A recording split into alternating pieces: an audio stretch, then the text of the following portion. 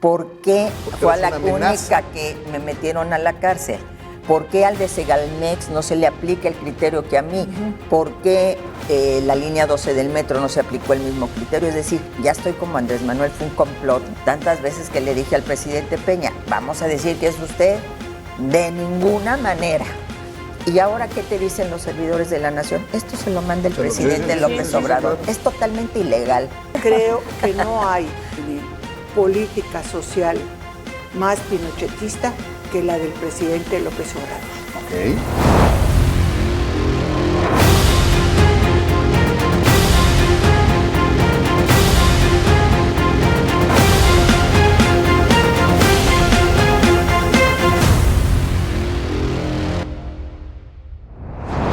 Buenas noches, bienvenidos a un programa más de Fuego Cruzado. Como siempre, nos acompaña esta noche Ana Rosa Payán. Ana Rosa, buenas noches. Hola, buenas noches a todos. Dulce María Sauri, que nos acompaña también como siempre. Hola, muy buenas noches. Federico Berrueto. ¿Qué tal? Muy buenas noches. Y el día de hoy, y estamos muy contentos por la visita que tenemos, está con nosotros Rosario Robles. Muy agradecidos por tu visita y que hayas aceptado, Rosario. Bienvenida. No, al contrario, pues aquí tuvieron un interlocutor de lujo, es mi paisano, entonces, que ahora yo ya no sabía que vivía aquí en Mérida, pero bueno. Ya es medio paisano. Ya es medio paisano ahora. Bienvenido.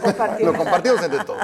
Bienvenido. Muy orgulloso de la bandera yucateca. Ah, sí, desde luego. Ayer te enseñé la bandera. La llevé para que vieras la bandera, Rosario. Oye, pues bueno, a lo que vamos, Rosario, escuchaba en una entrevista que tuviste recientemente que decías que no solo conoces México de rabo a cabo o de cabo a rabo, como se dice, sino que además conoces un México que muy pocos políticas conocen, que es la cárcel. Es una declaración muy fuerte. Sí, sobre todo la hice con relación a Andrés Manuel López Obrador, ¿no? Que ha sido un político que ha recorrido el país. Yo lo recorrí varias veces con él, primero como compañeros de partido, como su secretaria de organización, después como presidenta del PRD y luego como secretaria de Estado. Recorrí 700,000 kilómetros, no fui una secretaria de escritorio, sino de territorio. Y me comparaba con él en el sentido de decir que a él le falta esa parte, conocer esa parte que yo conocí, que es esa alcantarilla, como le llamo yo a la cárcel, sobre todo cuando te privan de manera injustificada de tu libertad.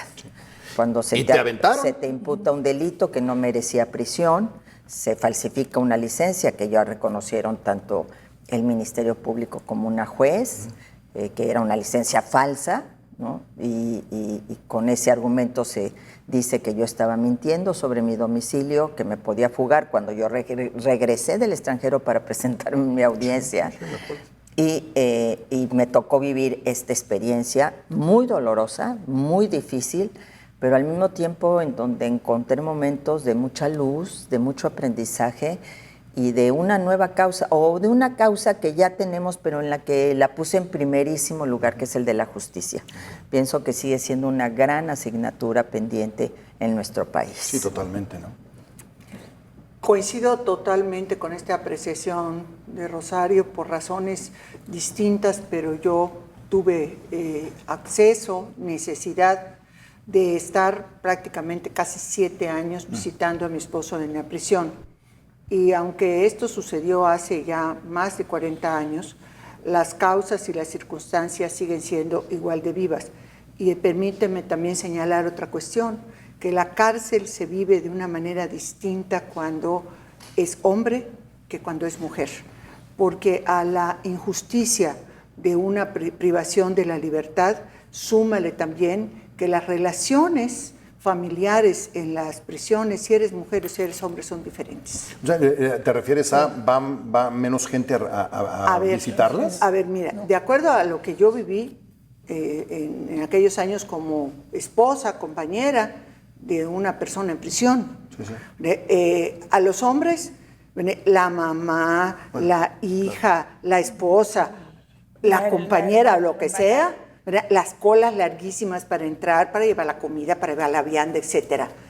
Las mujeres que en aquellas épocas estaban en el mismo edificio, en otra ala, unos cuantos, generalmente las madres. Las mamás. Porque los maridos, los compañeros, la metían a la cárcel y se esfumaban. Y muchas veces ni los hijos estaban allá.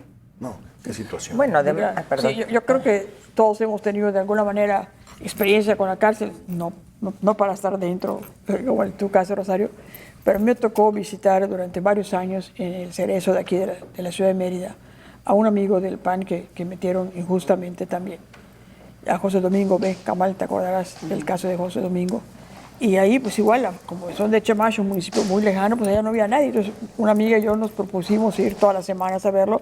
Y en efecto, o sea, habían allá familias y luego que convivían, obviamente, con los presos. Sí. Y luego también me ha tocado estar como alcaldesa en varias ocasiones en el área de mujeres, precisamente en el tema de la mujer y para acompañarlas y para apoyarlas.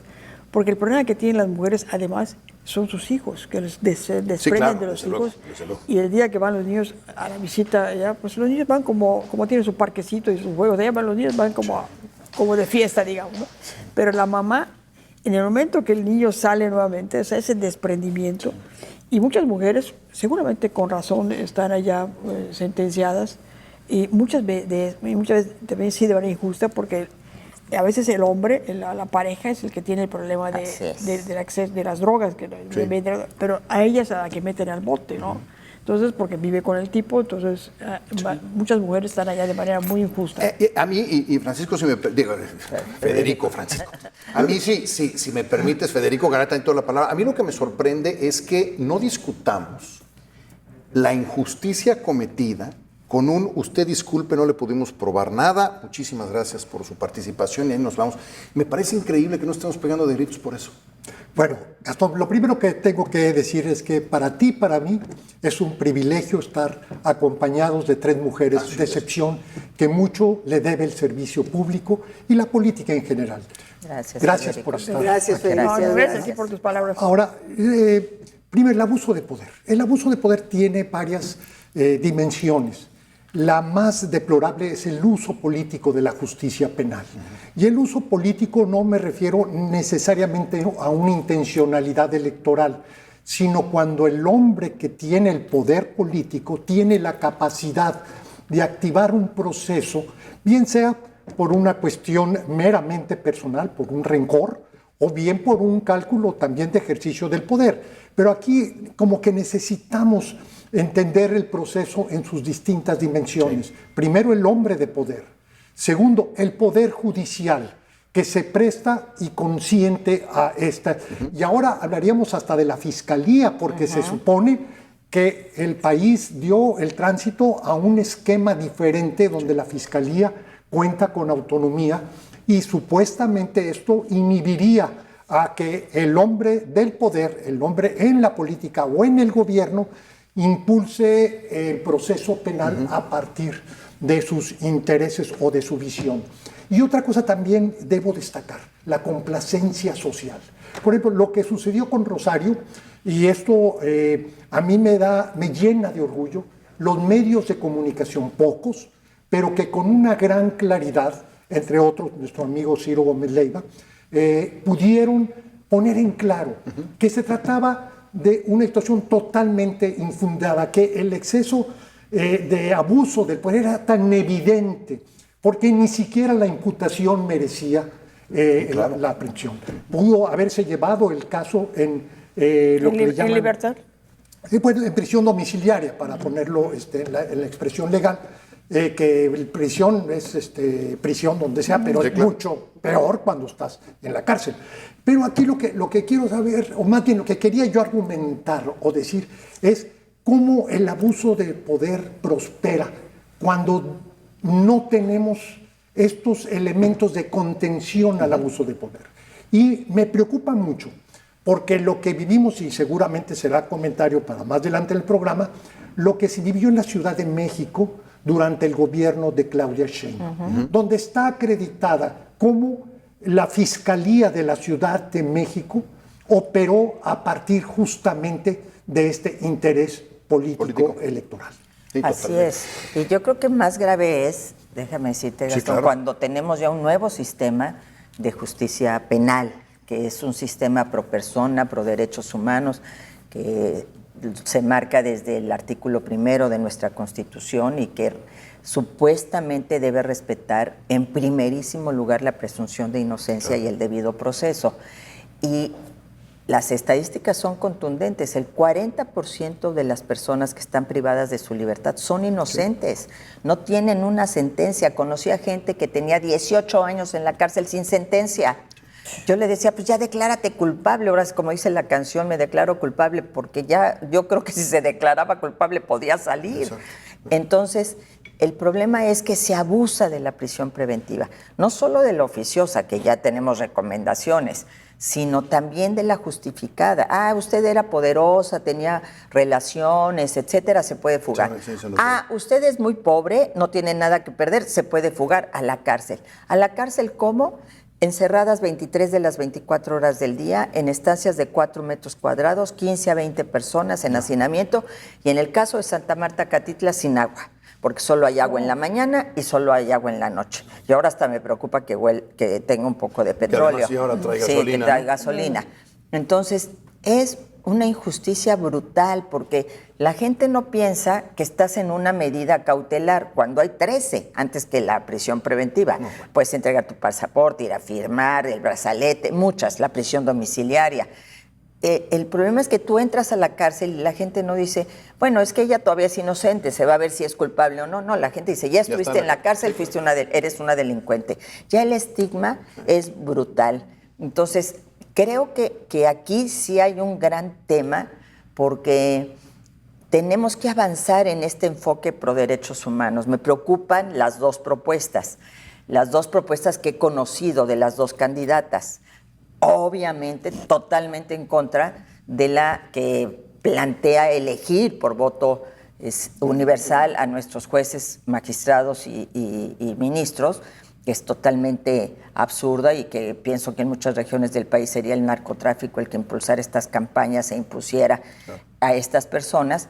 Pero tampoco creo que una megacárcel sea una solución, no es la vía punitiva como vamos a resolver el problema de la justicia en México. Tenemos que apostarle a que en delitos menores sea la justicia restaurativa, a que México cumpla protocolos internacionales que ha firmado, que cuando se trata de una madre y el delito no es grave, pueda permanecer con sus hijos, porque la separan y el día de mañana esos niños, ¿dónde van a estar? Sí, claro. Y tercero, ¿cuántas mujeres, como dice Ana Rosa, están pagando ahí por los hombres?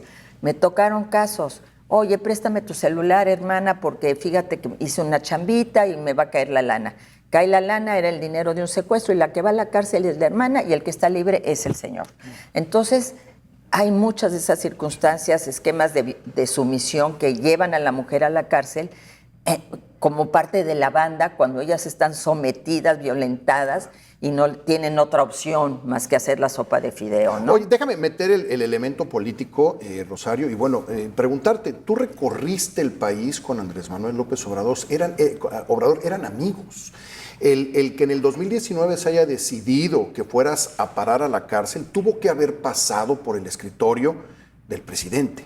Pasó por el escritorio del presidente, lo narro aquí en mi libro, que aprovecho, cómprenlo. La mitad de las regalías van a ser para las mujeres de Santa Marta, Catitla. Es un libro con causa.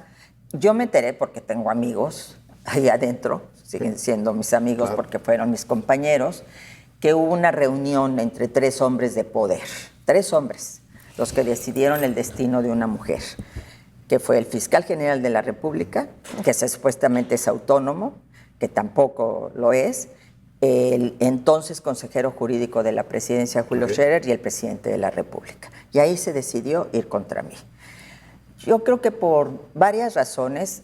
En primer lugar, por todo este linchamiento relacionado con la investigación periodística que yo denomino la infamia maestra, pero también porque había que golpear a la política social del presidente Peña y decir que esa política social fue cero y que hoy iba a venir una política basada en un enfoque de derechos cuando son dádivas que se distribuyen a nombre del presidente de la República. Y tercero, porque yo era una mujer que venía de la izquierda, había sido jefa de gobierno, presidenta del PRD, había acompañado a Cuauhtémoc Cárdenas desde el 88, desde luego había sido un factor fundamental para que Andrés Manuel ganara la jefatura de gobierno en la Ciudad de México. había recorrido el país, en el país me conocían, entonces yo creo que para él era un estorbo, era un obstáculo, porque lo que nos tenemos que preguntar es ¿por qué solo yo? Ajá. ¿Por qué de las 10 dependencias federales que estaban en esa investigación solo se fue contra mí? ¿Por qué fue a la única que me metieron a la cárcel? ¿Por qué a todos los demás que le siguieron procedimientos están en libertad como debe de ser, siguiendo sus procedimientos jurídicos? ¿Por qué al de Segalmex no se le aplica el criterio que a mí, que yo era la secretaria? Entonces, como él era el director, pues también tendría que saber. ¿Por qué la línea 12 del metro no se aplicó el mismo criterio? Es decir, ya estoy como Andrés Manuel, fue un complot, ¿no? Pero todo lo armaron de tal manera, incluida la licencia falsa, porque era lo único que tenían. No tenían propiedades, no tenían cuentas bancarias, no tenían nada que me pudieran acreditar como un peculado, un enriquecimiento ilícito. Y en consecuencia, pues se armaron todo un esquema por una decisión política, como dice Federico, tomada desde el más alto nivel del poder. Y esto sí me parece gravísimo. Y lo viví yo de una manera extrema, pero lo vivieron otros políticos.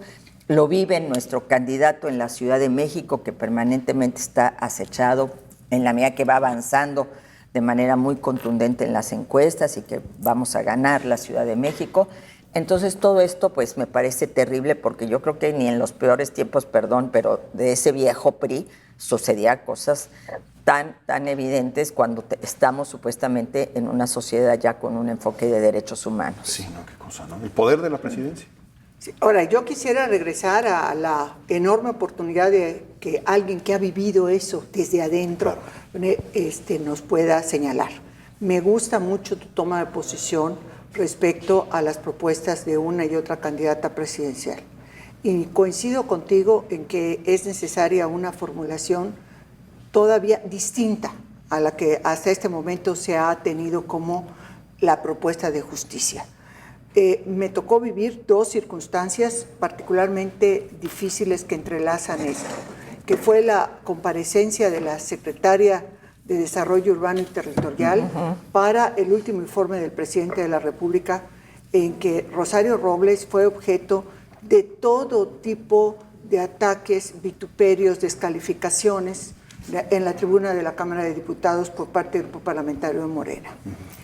Y allá empezó a mostrar esa resiedumbre que después desafortunadamente vimos que también la tuvo en la cárcel. Digo, desafortunadamente porque la mostraste desde la cárcel. Pero también aquí creo que hay que distinguir dos espacios. Uno es el espacio de la procuración de justicia, ¿verdad? Y otro es el espacio de la aplicación de justicia. La procuración, que tiene que ver con todo este ecosistema encabezado por la Fiscalía General de la República, las fiscalías de los estados, los agentes del Ministerio Público, que son los que arman los expedientes que finalmente son puestos a disposición de los jueces, del fuero común, del fuero federal. Y luego la aplicación de justicia, en donde estaríamos hablando de los poderes judiciales, del Poder Judicial Federal, la Suprema Corte de Justicia y los poderes judiciales de los estados. Yo creo que sí hay que distinguir muy bien. Sí. ¿Qué pasó en la Cámara de Diputados en la legislatura pasada? Con el expediente de decir estamos comprometidos con el combate a la impunidad, se engordó extraordinariamente el número de delitos que eran prisión preventiva oficiosa. Así es. Y cito un solo ejemplo para ilustrar la enorme contradicción. Se puso el robo de combustibles. Una persona acusada de robo de combustibles que comparezca ante un juez federal, el juez no tiene la posibilidad de preguntarle, oye, ¿te robaste una cubeta de que encontraste un ducto picado y la sacaste? ¿O te llevas la pipa completa? El juez tiene que aplicar prisión preventiva oficiosa, es decir, el proceso completo en la cárcel. Así es. Y esto todavía lo quieren seguir engordando. En vez de preguntarse por qué razón no funcionan los ministerios públicos y arman bien sus carpetas de investigación para que haya elementos y los jueces puedan definir. Entonces, yo creo que el problema es muy complejo, muy profundo, y necesita una visión de carácter integral para cumplir un solo propósito, que es combatir la impunidad. Vamos a tener que ir a un corte, pero antes me gustaría dejar una pregunta en el aire y ahorita regresando vemos cómo nos ayudas a entenderla. Leía también declaraciones tuyas que decías que a pesar de la traición de Andrés Manuel López Obrador con Rosario Robles, pensabas que iba a ser un buen presidente. Y lo digo en pasado para que ahorita nos expliques por qué utilizaste el pasado. ¿Te parece? Sí, claro. Bueno, vamos a ir a un corte, regresamos en un momento, no tardamos. Gracias por estar aquí en este lunes.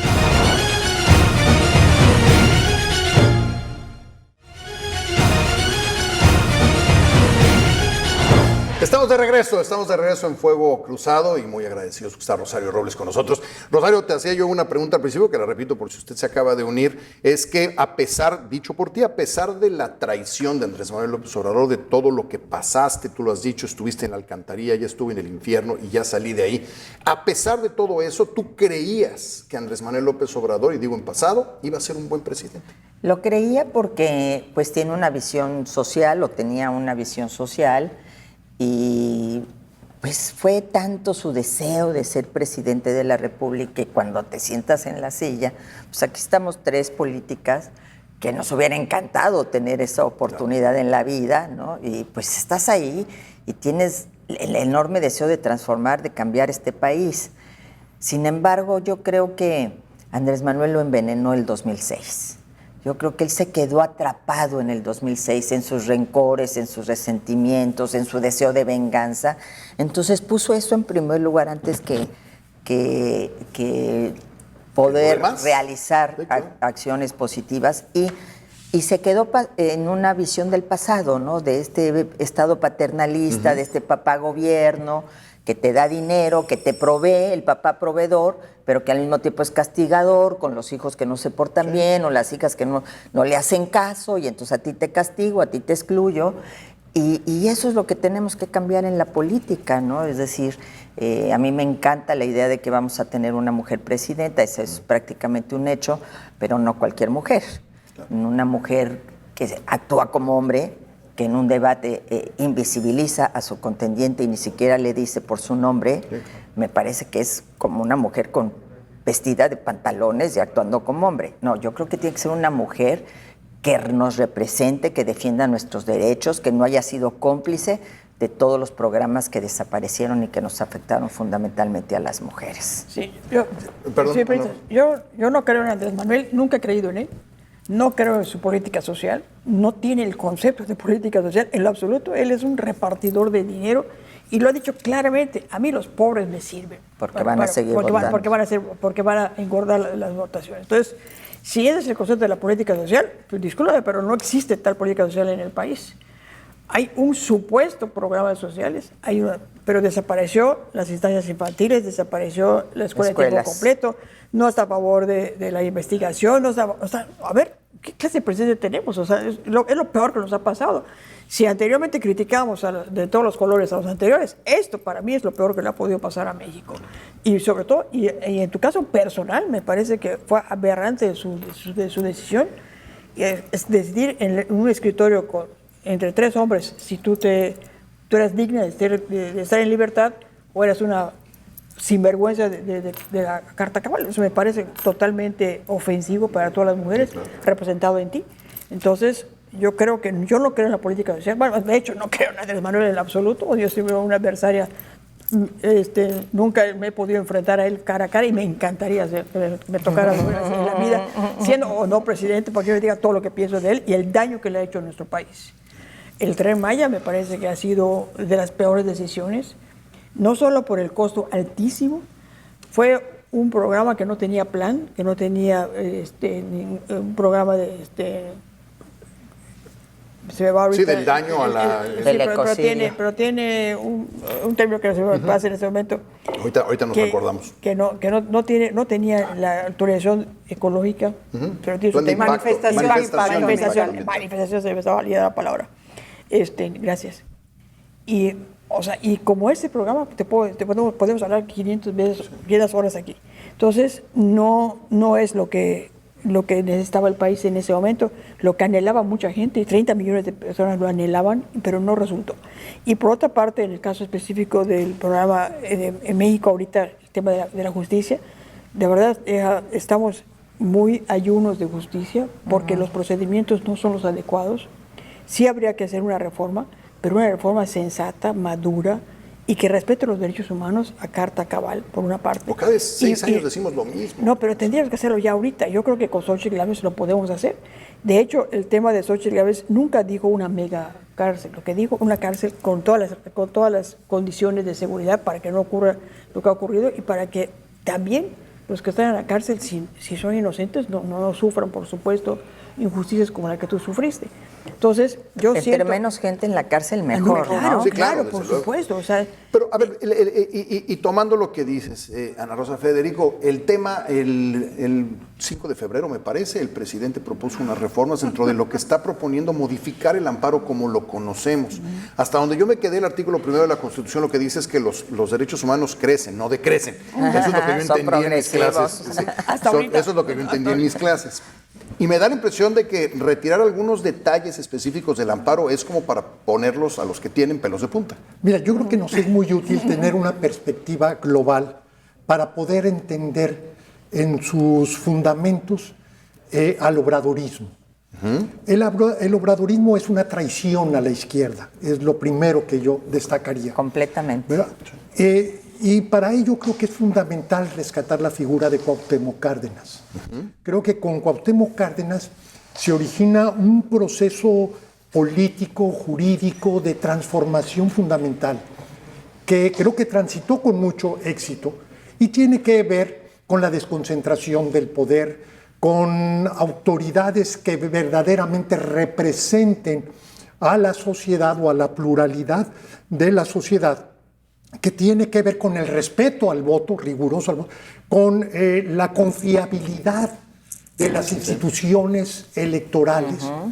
Y así vamos haciendo una suerte, digamos, de radiografía de lo que fue la transición democrática, que en buena parte es una historia muy exitosa, una historia de no rupturas, de gradualismo, si ustedes quieren, pero que finalmente se llegó a algo que antes de Cuauhtémoc Cárdenas parecía imposible, que el país transitara a una democracia. Bueno, ¿qué es lo que está sucediendo con Andrés Manuel López Obrador? Es un proyecto claramente consistente en todos sus elementos de regresión democrática, o si quieren, de autoritaria.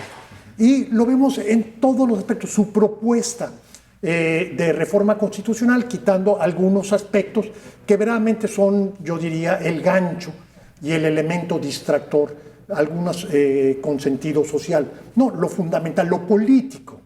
Por ejemplo, ¿qué sucedería con la Suprema Corte de Justicia o con el Poder Judicial Federal si prosperara esta propuesta de elegir por voto a las universal? Pues acabarías con la independencia de la Corte y del Poder Judicial Federal. ¿Qué sucedería con el Poder Legislativo si prosperara el esquema de integración de cámaras implícito en esta propuesta? Acabarías con la pluralidad, que fue uno de los grandes objetivos de la transformación democrática en el país.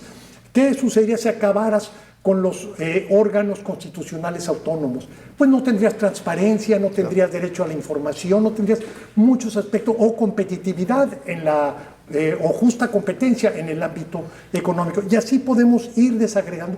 Y lo que tienes con Andrés Manuel, a mí no me sorprende, por ejemplo, este populismo penal, creer que agravando penas, creer que quitando, o más bien aumentando las hipótesis para la prisión preventiva oficiosa, esto te lleva a acabar con la impunidad cuando tenemos tasas de impunidad verdaderamente horrorosas. Y fíjense, la propuesta de reforma, pues digamos, institucional para acabar con la corrupción, la que recientemente acaba de presentar Claudia. La agencia. ¿verdad? Es que dependa del presidente Pues o de sí, la parte. presidenta, ¿verdad? Con amplios poderes discrecionales, la persecución de la corrupción. Ningún país que combata la corrupción lo hace de ese modo. ¿Por qué? Porque le das un instrumento de poder a quien posiblemente sea el eje. ¿Le abras de la toda la corrupción? posibilidad de que sea corrupto? Si Exacto. quiere. Porque No, además ya- es juez y parte, Y ¿no? además Claro, a ridículo. sancionar ser selectivo en la aplicación. A discreción. Mire, es que en esta elección, a final de cuentas, la determinación es, ¿verdad?, si el retroceso se convierte en regresión democrática, ¿verdad?, o si avanzamos en un proceso democrático muy complejo, muy difícil, pero que nos estaba llevando hacia una democracia más plena en nuestro país. Varias veces lo has dicho, Federico, democracia o tiranía. Esto también es, o ya este retroceso se vuelve regresión, auténticamente vamos para atrás, o nos recuperamos y volvemos nuevamente a avanzar. Reiniciamos. Sí, exactamente, sería como una especie de reseteo, como una especie de reseteo en condiciones totalmente distintas a como dejamos esto en 2018. Ahora, tal vez lo que voy a decir es un poco exagerado, pero creo que ilustrativo. Moralmente correcto. Absolutamente. Creo que no hay política social más pinochetista que la del presidente López Obrador. Por neoliberal. El criterio del neoliberalismo es darle a cada quien lo que supuestamente le corresponde para que haga con ese recurso lo que quiera.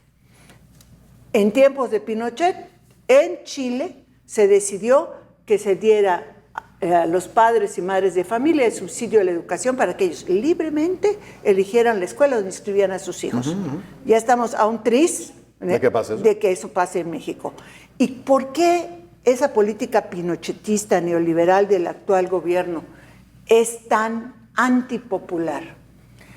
Porque se trata de dejar de contribuir al empoderamiento ciudadano, al empoderamiento colectivo. Se trata de una relación paternalista entre la persona y el dador. Y en este caso no es regresar a la década en que mi partido era el hegemónico. Se trata de regresar mucho más atrás, casi al porfiriato, en que solamente el presidente de la República o la presidenta tenía la potestad para dar y conceder. Y cuando esto sucede, y hay otra iniciativa que después hablaré, que también está ahorita en la sartén de Morena, es el mayor riesgo. No es un partido político que es hegemónico y que cambiaba la persona, ¿verdad?, y el partido político sostenía la hegemonía. Ahora se trata de una persona que concentra todo el poder y que se lo quiere llevar a su rancho de nombre impronunciable. Ese sí, moralmente, con moralidad dudosa. Yo creo que lo más importante, y sobre todo porque a mí me llama mucho la atención de que la candidata oficial maneja de que la disyuntiva es entre una lógica de derechos y privilegios. Los que han violentado todos los derechos son ellos. Lo que decía Ana Rosa es totalmente cierto. Ellos desaparecieron 30 programas sociales, desaparecieron todos los que tienen que ver con el hecho de que las mujeres ya trabajamos. Es decir, todos, que necesitamos que el Estado, y habíamos dado una gran lucha porque nos habíamos aliado las mujeres de todos los partidos, hoy algo impensable, para que avanzáramos legislativamente y en políticas públicas, sobre todo las del cuidado. Escuelas de tiempo completo, estancias infantiles, comedores comunitarios. Nos afectaron en el tema de la salud brutalmente al desaparecer el Seguro Popular, y de 20 millones que eran carentes de salud en el 2018, hoy tenemos 50 millones sin acceso a la salud. Y te damos una pensión para adultos mayores, y lo peor de todo, que dicen que ellos la pusieron. No, perdón, esa tiene años. Claro. Y esa pensión, ¿de qué me sirve si tengo que comprar las medicinas, si tengo que pagar un médico privado? ¿Para eso te va a servir? ¿No? Entonces, todo esto, ellos desaparecieron programas muy importantes, y el de transferencias monetarias, vea Prospera, Progresa, que nos tocó a nosotras como diputadas, fuimos compañeras en la 56 legislatura, Oportunidades, Prospera, que sí, era una transferencia monetaria, pero había corresponsabilidad. La mujer que recibía ese recurso estaba obligada a ciertas cuestiones, es decir, la salud de sus hijos, su propia salud, la educación de sus hijos, la lucha contra la violencia, el aprendizaje, proyectos productivos, es decir, no era un ponme en la mano el incentivo perverso, yo mejor me mantengo aquí tirado en la hamaca porque me van a dar un dinero, era quiero salir adelante, quiero mejorar. Entonces, esa es la gran diferencia entre la dádiva, que además la presentan. Mira, yo tantas veces vengo de esa escuela, ni modo. Tantas veces que le dije al presidente Peña, vamos a decir que es usted, de ninguna manera. ¿Y ahora qué te dicen los servidores de la nación? Esto se lo manda el presidente López Obrador. Claro. Es totalmente ilegal, está prohibido. El INE tiene que actuar, y tiene que actuar además ante el hecho de que dicen de manera mentirosa que de ganar Xóchitl van a quitarse los programas sociales. Es absolutamente una falsedad que hay que combatir. Pero creo que en el caso de la justicia, regresando a ese tema, me preocupa además que tiene puesta la ley de amnistía. Ya él había prometido la ley de amnistía, hizo una, yo estaba adentro, no salió nadie. Te puedo asegurar que de Santa Marta, Catitla, no salió nadie. Ahora nos propone una ley de amnistía donde se va a convertir en Poncio Pilatos, a quien nada más crucifico y a quien sí mato, ¿no? A quien saco de la cárcel y a quien no. ¿Cómo? Si además tenemos una ley de ejecución penal aprobado en el marco del nuevo sistema penal oral que obliga a los sistemas penitenciarios a una política pública de preliberación, y no se ha hecho nada. No. Hay una absoluta omisión. Hay mucha gente que puede estar en la calle en lugar de estar en la cárcel, contribuyendo productivamente, sosteniendo a su familia, vinculada a sus hijos, y sin embargo, por esta omisión de los gobiernos estatales y del gobierno federal, y ahora nos lo quieren resolver con un yo digo quién sale y quién no. No sé a quién quiera sacar. A alguien quiere sacar que quiere esta ley de amnistía, ¿no? Y además con otra, es para cualquier tipo de delito, en cualquier momento de procedimiento. Puede estar al principio o puede estar sentenciado.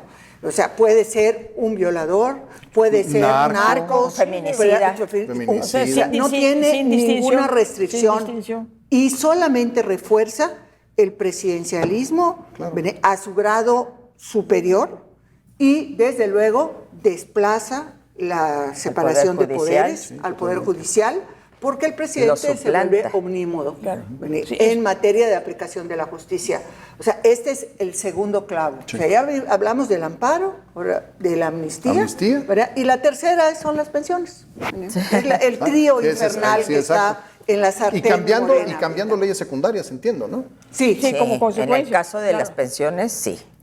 Entonces, y también en del amparo, y la ley de amnistía es una ley. Sí, son las tres que están en este momento discutiéndose en las cámaras. Es que ese es el problema, que hubo un aprendizaje perverso, que tú podías violentar la Constitución a través de actos legislativos, a través de la ley ordinaria.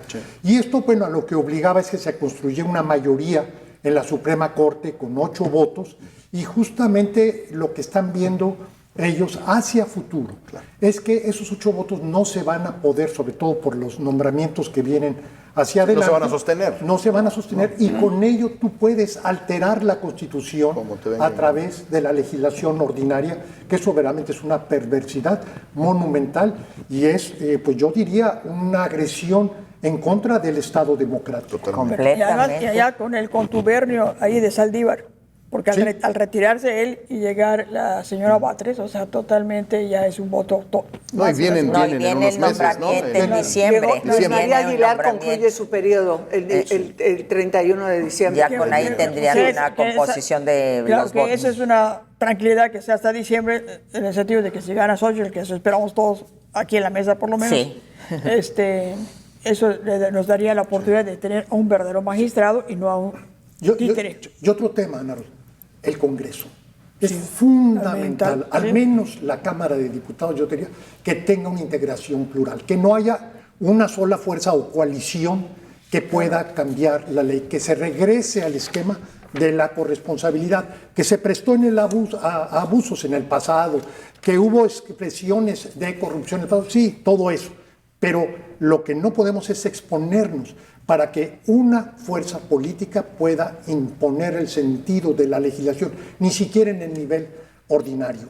Bueno, es que aunque el PRI tenía mayoría, me tocó ser parte de la última legislatura, que éramos 50 diputados del PRD, ahí estaba Dulce María, como diputada y presidenta, además de la Comisión de Hacienda o de Programación y Presupuesto, no me acuerdo. Yo era integrante de la comisión, pero nos siempre tocó bien compartir participativa. todas las medidas complicadísimas que se tuvieron que tomar después de la crisis del error de diciembre. Del 94, pero lo que es importante es que se hizo la gran reforma electoral del 96, que es producto de esta gran lucha que tú señalas, Federico. Y no fue una reforma, o sea, el PRI tenía mayoría, la pudo haber evitado, y sin embargo se acordó y dar paso a este órgano electoral autónomo, a que los votos se contaran y se contaran bien, a que tuviéramos un padrón que no estuviera en manos del gobierno. Es decir, fue una reforma de gran calado, con mayoría calificada del PRI, y yo digo muy en broma siempre, me tocó esa época, la última, cuando ya perdieron en el 97 su mayoría calificada, en donde, bueno, sí nos daban el tablazo de la votación, pero al menos nos permitían debatir, ¿no? Yo decía, exponíamos nuestros argumentos, ahora ni siquiera eso, ¿no? Ahora no hay ni argumentación, ni debate, ni siquiera que la gente pueda, aunque te den el golpazo de la votación, siquiera ver tus argumentos y qué estás opinando. Son peores. Pero además vamos a tener que ir a un corte. Sí.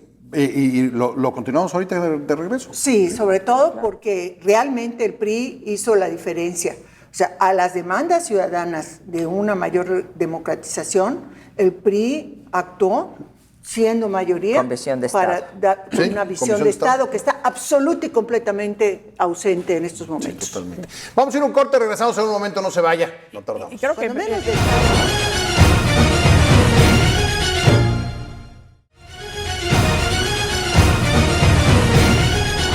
Estamos de regreso en Fuego Cruzado. Muchísimas gracias, Dulce, te interrumpí justo cuando íbamos a salir. Hablabas del PRI. Sí, hablaba de un partido hegemónico que supo transitar para ser un partido mayoritario y finalmente crear las condiciones para emprender este proceso democrático, ¿no? Es una transición democrática y como subvaluado ese hecho. Absolutamente, es una visión. Yo no sé si la historia dentro de 50, 100 años valorará lo que pasó. Sí, porque tiene su valor. Y yo espero que no sea por contraste con lo que nos espera. No, esperemos. Espero que ya sea es contrastante, mi querida Dulce. Sí, es en el terreno de los hechos. Porque había una visión de Estado. Había una organización política fundada en 1929 que a final de cuentas ponía sobre sus intereses partidistas la visión del conjunto, el compromiso con el conjunto. Sí. Eso es lo que no está. Y yo creo que, como decía hace un momento, en esa época también la oposición tenía voz en las comisiones y había ciertamente, no se nos consideraba todas las propuestas, pero sí se los consideraba algo y había en el contexto general, inclusive muchas cosas las votadas por unanimidad, precisamente porque se consideraban. Se construyen entre todos. Sí, claro. Hoy no existe eso en las comisiones, todo es a rajatabla, si es que hay la comisión, porque muchas cosas han pasado sin que pase necesariamente por la comisión. Para mí el gran ejemplo es la reforma electoral del 96. El PRI era la mayoría. Yo me acuerdo, era representando al PRD en la Comisión de Reforma del Estado, y, por ejemplo, la propuesta inicial del PRI y del PAN era la elección del jefe de gobierno por primera vez, pero de manera indirecta a través de lo que era en ese momento la Asamblea Legislativa. Okay. La propuesta del PRD, encabezada por Porfirio Muñoz Ledo, como presidente del partido, era voto directo. Se discutió y accedieron a que fuera por voto directo, universal y secreto la elección del primer jefe de gobierno. Y ganó la izquierda, la verdadera izquierda, la Ciudad de México. Entonces, sí había esta posibilidad y se sacó una reforma por consenso, no una imposición del partido que era mayoritario. Creo que las grandes reformas que tienen que ver con el país tienen que ser lo más consensuadas posibles, no pueden ser imposiciones. Y creo que la gente tiene que medir mucho su voto el 2 de junio, porque lo que decía Federico, para mí tan importante como la presidencia es el Congreso.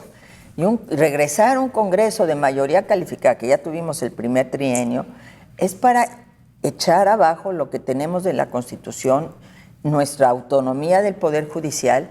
Y yo puedo decir que si estoy aquí en esta mesa es gracias a esa autonomía, gracias a que tenemos la ley de amparo, que pude tener los recursos, porque la mayoría no los tiene, claro, para defenderse a nivel ya del ámbito federal con el amparo que resguarda y protege tus derechos porque te ampara y te protege la justicia de la Unión. Entonces, es muy grave lo que puede suceder si no nos damos cuenta de que esas imágenes pueden salir. O sea, que viene algo muy grave, porque además, con todo respeto a la candidata Claudia, no tiene la personalidad ni el liderazgo de Andrés Manuel López Obrador, ni la capacidad ni la fuerza para imponer una visión que no sea seguir a rajatabla lo que le dicten desde el rancho, que además nos lo van a dejar por escrito, ya nos lo informaron, ya nos van a dejar el ABC de qué vamos a hacer. Entonces, bastón de mando, más escrito, más reformas revocación de mandato. Y más con la amenaza esa es la verdadera pistola cargada que va a estar guardada en el rancho para cualquier posible desviación de la discípula. Que de llegar Claudia Sheinbaum, en el caso de que llegara, se deslindaría del presidente, como ha sucedido tantas veces a lo largo de la historia? ¿O no? ¿Tú cómo te lo imaginas en caso de que fuera? Ojalá así fuera, pero no creo que, dada la personalidad, y llega tan acotada, llega con las cámaras que van a ser dirigidas por gente muy leal y muy cercana a López Obrador. O sea, ella no tuvo esa capacidad de incidir en ese terreno. Llega muy acotada por la revocación del mandato. Creo que es la gran diferencia, la posibilidad de que en 2 años te puedas ir. Y una decisión de López Obrador puede incidir en esa manera. Ni siquiera la candidatura de la Ciudad de México. Así es.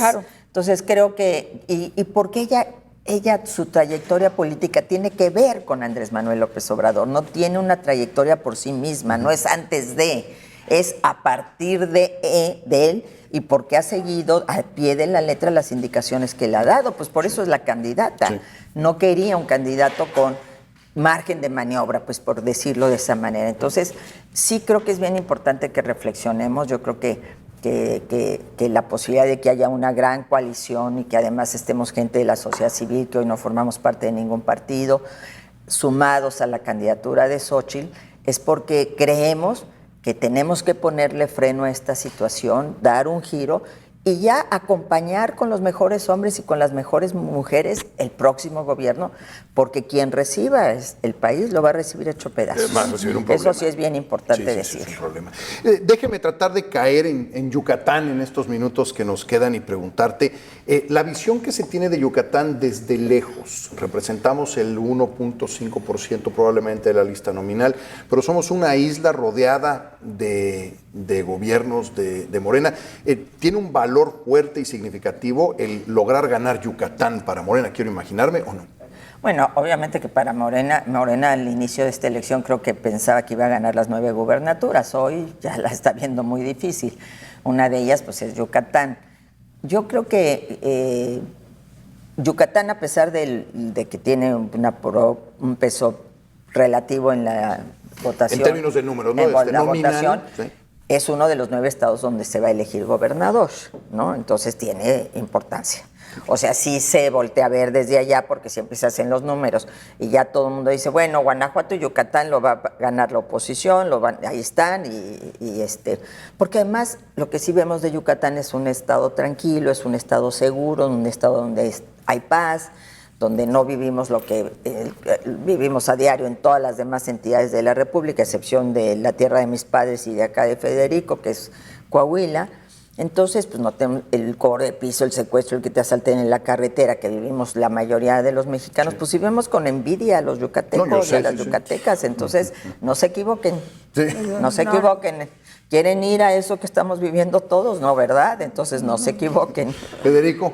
Bueno, que justamente no solamente se puede plantear en términos partidistas el asedio, por decir, de Morena, desde Quintana Roo, Campeche, cierta forma. Y ve lo que está pasando en Campeche, que traen ahí un desastre. Es ver el tema de la inseguridad pública.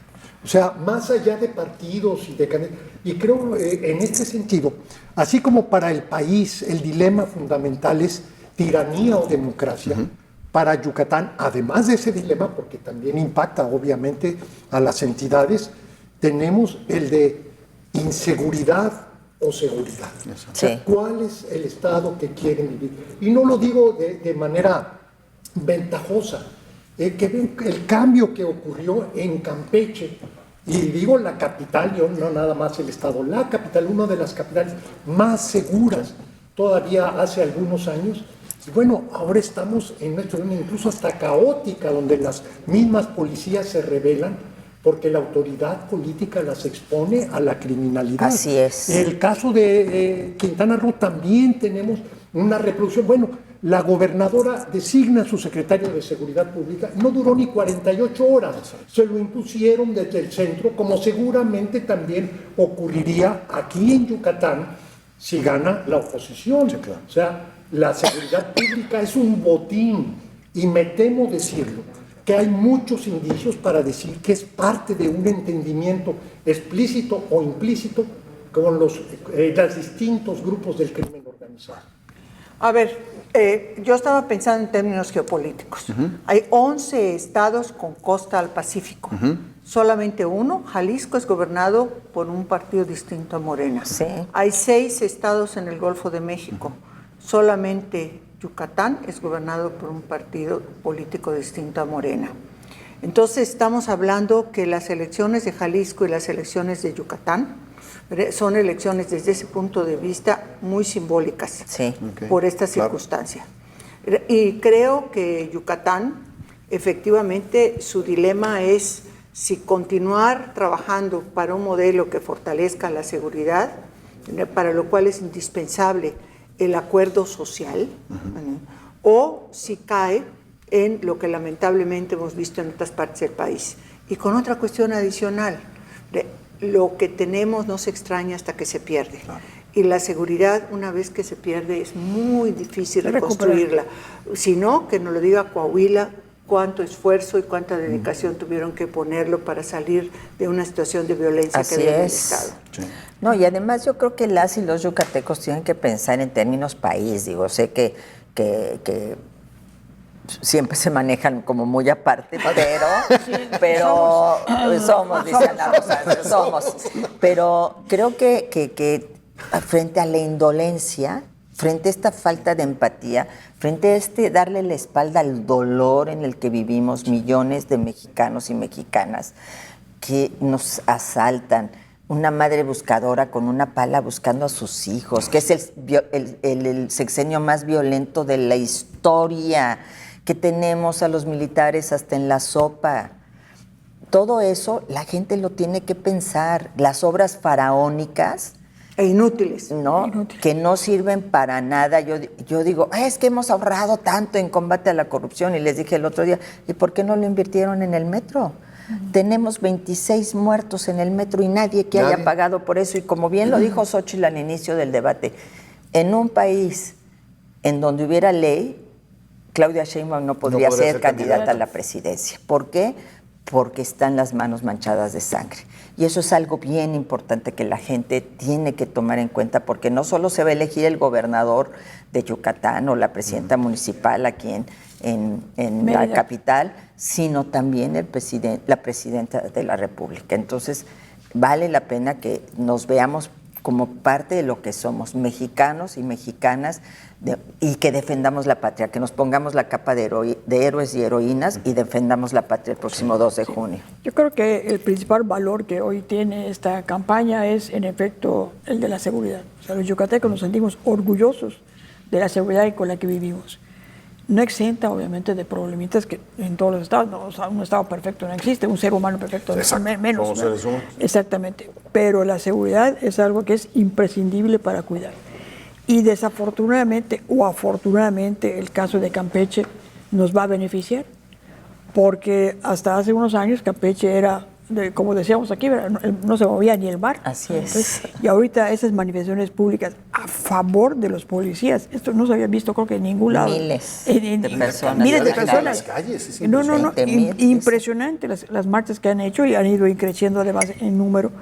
Y esto es algo que ese espejo de Campeche, o sea, obviamente va a beneficiar muchísimo la decisión del 2 de junio, a favor, por supuesto, de la coalición de Fuerza y Corazón por México, y que esto viene desde Xóchitl, Hernández, Ceci y todos los casos a diputados federales, que como bien dijo hace un rato Federico, es importantísimo. Candidato al Senado. Es importantísimo en el Congreso, ¿verdad? Tanto en la Cámara de Senadores como de diputados, y no se diga también del local. Entonces yo siento que ahí la gente, con toda sensatez, al menos eso estamos calculando, va a votar a favor de este proyecto en el que la seguridad va de por medio. Pero además porque tienen supermujeres aquí en Yucatán, entonces aquí hay 2 ejemplos de ello. Sí.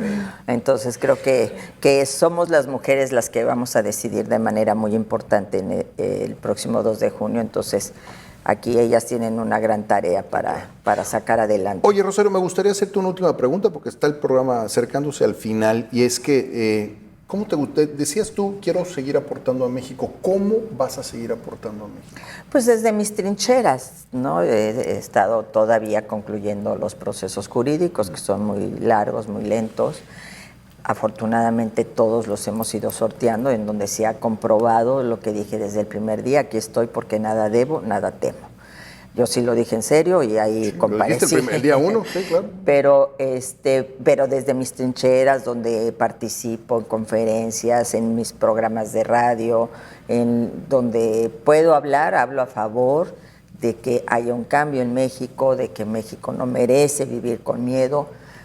A mí me llama mucho la atención en entrevistas que doy, en conferencias que doy, que me dicen las mujeres, es que todas tenemos nuestras cárceles. Vivimos en cautiverio. Sí. No podemos salir a la calle porque nos asaltan. Nos da miedo que salgan nuestras hijas porque no sabemos si van a regresar, si nos las van a matar en el camino. No sabemos si el hombre con el que viven o se casaron las va a violentar. Tenemos miedo y no merecemos vivir con miedo, merecemos vivir con paz. Entonces, sí creo que hablar de esta experiencia, hablar de que se usó el poder político para ir contra una adversaria, quererla destruir y hablar que finalmente no lo lograron, esto es algo muy importante, sí, claro, porque nos dice que podemos vencer el miedo y que podemos hacer la gran hazaña el próximo 2 de junio. Federico, para cerrar. Bueno, acordarás conmigo que para que la tiranía prospere se requieren de muchos cobardes. Sí, claro. Cobardes por miedo, cobardes por oportunismo, cobardes por ambición. Pero para que la tiranía se frene, se necesita de valientes, no muchos. Y aquí tengo el caso de 3 mujeres valientes que representan un estímulo, un ejemplo, para decir, hay que frenar esta intentona autoritaria. ¿Cómo? A través del voto. Es la fórmula más civilizada, más inteligente para poder decir basta. Así es. Ana Rosa, para cerrar. Para cerrar, pues nada más, obviamente, igual agradecer que Rosario Robles nos hubiera acompañado el día de hoy. Gracias. La verdad es un orgullo el que estamos compartiendo aquí en esta mesa, que una mujer tan valiente, con un proceso de 3 años tan injustamente, no quisiera yo estar un día, ¿no? O sea, por supuesto. No. Pero sí, hoy México tiene hoy una enorme expectativa. Hoy México tiene una enorme oportunidad. Sí. Siempre decimos que cada elección es histórica, pero esta vez creo que sí. Ahora sí, ¿no? Yo ya no creo. Ahora sí va a ser histórica. Siempre me dicen lo mismo. Sí, exactamente, siempre decimos lo mismo, pero creo que sí, en esta ocasión es más que válido decir que es una elección histórica, que vamos a votar, o que tenemos la posibilidad de votar casi 100 millones de mexicanos, que los jóvenes son un factor extremadamente importante y las mujeres también lo somos, por supuesto, y que no perdamos la oportunidad de ir a votar este 2 de junio y elegir la mejor opción para que México viva en libertad, con justicia y con paz. Yo creo que más que histórica es una elección importante. Esta sí es bien importante. Dulce María, para cerrar. Esta elección es histórica y un parteaguas, porque presenta una disyuntiva claramente entre el regreso, el retroceso, la regresión autoritaria y avanzar en la democracia. Es decir, tiranía y democracia. Sí. Y finalmente, la ciudadanía, especialmente las mujeres, sabemos que nuestros derechos florecen en democracia. Claro, así nos ha tocado vivir, ¿no? Rosario, muy agradecidos porque hayas aceptado venir, de verdad, un gusto haber platicado contigo. Muchísimas gracias por la invitación, ha sido un placer compartir esta mesa maravillosa. Muchísimas gracias, Ana Rosa, como siempre, muchas gracias, Dulce, muchísimas gracias, Federico, muchísimas gracias. Y así llegamos al final de un programa más de Fuego Cruzado. Nos vemos y escuchamos la próxima semana. Buenas noches y buena semana.